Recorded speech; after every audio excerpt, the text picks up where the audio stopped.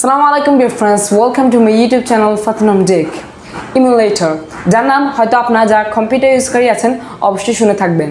এই এমুলেটর দিয়ে কি কাজ? এই এমুলেটরের কাজটা হলো আমরা যে মোবাইলগুলো ইউজ করি সেখানে যে অ্যাপ্লিকেশন আছে প্লে স্টোরে সেগুলো কম্পিউটারে আনা। আমরা জানি কম্পিউটারে মোবাইলে অনেক অ্যাপ আছে যেগুলো কম্পিউটারে ইনস্টল করা সম্ভব না, কিন্তু এই যদি এমুলেটরটা আপনার কম্পিউটারে ইনস্টল করা থাকে তখন আপনি প্লে স্টোরের যে কোনো অ্যাপ কিন্তু আপনার কম্পিউটারে নামিয়ে নিতে পারবেন।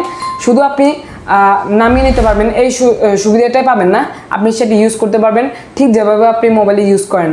মোবাইলে বিভিন্ন রকমের সফটওয়্যার আমরা ইউজ করে থাকি, যেমন কাইনমাস্টার, হোয়াটসঅ্যাপ, ইমো, এগুলো আমরা আমাদের কম্পিউটারে ওই ইমুলেটর দিয়ে ইনস্টল করতে পারবো। তো একজন ভাই আমাকে প্রশ্ন করেছেন যে কোন ইমুলেটরটা বেস্ট হবে আমার পিসির জন্য, তা নিয়ে একটা ভিডিও বানানোর। তো আজকে আমি চিন্তা করলাম এই নিয়ে আপনার সামনে কথা বলার। তো চলুন আজকে ভিডিওটা শুরু করা যাক। So guys, welcome back. আমরা যেটা নিয়ে কথা বলছিলাম সেটা হচ্ছে ইমুলেটর। আমাদের কম্পিউটারকে ঘিরে অনেক ইমুলেটর কিন্তু তৈরি হয়েছে, যেগুলোর মধ্যে আমি আপনাদের সামনে আজকে একটা সাজেস্ট করব, যেটা হচ্ছে GameLoop। ইতিমধ্যে হয়তো আপনারা এটার নাম শুনেছেন অথবা অনেক আছেন এটা ইউজও করছেন, কিন্তু এটার যে এটা ভালো নাকি খারাপ সেটা আমরা কীভাবে বুঝবো? আজকে এই ভিডিওতে আমি সেই তথ্য দিব এটা ভালো নাকি খারাপ।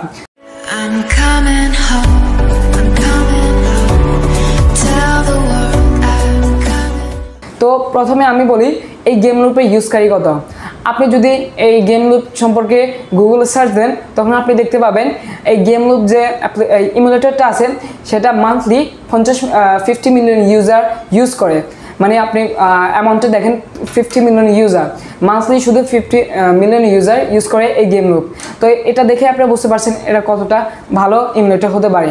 এরপরে আসা যাক এটা কোন উইন্ডোজ হবে। এটা আপনি যদি উইন্ডোজ 8 অথবা উইন্ডোজ 9 অথবা উইন্ডোজ 8, উইন্ডোজ 9, উইন্ডোজ 10, এরপর উইন্ডোজ 11 এগুলো ইউজ করি হন তখন আপনি এটা কিন্তু ইনস্টল করতে পারবেন। আর উইন্ডোজ 7-এর ক্ষেত্রে এটা কিন্তু কার্যকর হবে না। উইন্ডোজ 7-এর ক্ষেত্রে আপনি অন্য যে এমুলেটরগুলো আছে সেগুলো আপনি চেক করতে পারেন, সেগুলো হয়তো ওখানে কাজে দিবে। এরপরে বলা যাক এটা কি আমার শুধু পিসিতে হবে নাকি ল্যাপটপে হবে। এটা ডেস্কটপ, ল্যাপটপ সব জায়গায় সম্ভব। এটা শুধু ডেস্কটপের জন্য পার্টিকুলারলি তৈরি করা হয়নি। আপনি যদি চান আপনার ল্যাপটপে করতে এমুলেটরটা ইনস্টল, তো তখন আপনি ল্যাপটপে ইনস্টল করতে পারেন। তো ডেস্কটপে কীভাবে বা ল্যাপটপে কীভাবে আমরা এমুলেটর নামাবো সে নিয়ে আমার অলরেডি একটা ভিডিও দেওয়া আছে। তো সেই ভিডিওটা আপনারা যদি দেখতে চান নিচে ডেসক্রিপশন বক্স চেক করতে পারেন অথবা উপরের আই কার্ডের লিঙ্ক দেওয়া থাকবে, সেখান থেকে চেক করতে পারেন। তো এখন GameLoop নিয়ে একটা প্রশ্ন সবার মনে জাগে, যেটা ক জিবি র্যামের ডেস্কটপে বা ল্যাপটপে হবে। এটা আমাদের 3 জিবি র্যাম লাগবে। আমি এটা অনেক রিসার্চ করেছি, এরপর আমি এটা খুঁজে বের করেছি যে 3 জিবি র্যাম অ্যাটলিস্ট আপনার লাগবে। তখনই আপনার এই যে GameLoop ইমুলেটরটা আছে সেটা আপনাদের কম্পিউটারে রান করতে পারবেন। এছাড়া যদি আপনার 3 জিবি র্যামের কম হয় তখন আপনি রান করতে পারলেও সেটা কিন্তু স্মুথলি বা যে ল্যাগ ছাড়া সেটা কিন্তু হবে না। এখানে আমি আরেকটা প্রশ্ন আপনাদের উত্তর দিয়ে দিই, সেটা হচ্ছে এই GameLoop কি কোনো ভাইরাস দিয়ে তৈরি কিনা? না, এই GameLoop কোনো ভাইরাস দিয়ে তৈরি না। আমি এটাও দেখেছি যে এই GameLoop যে ইমুলেটরটা আছে সেটা কোনো ভাইরাসের সাথে সম্পর্কিত না।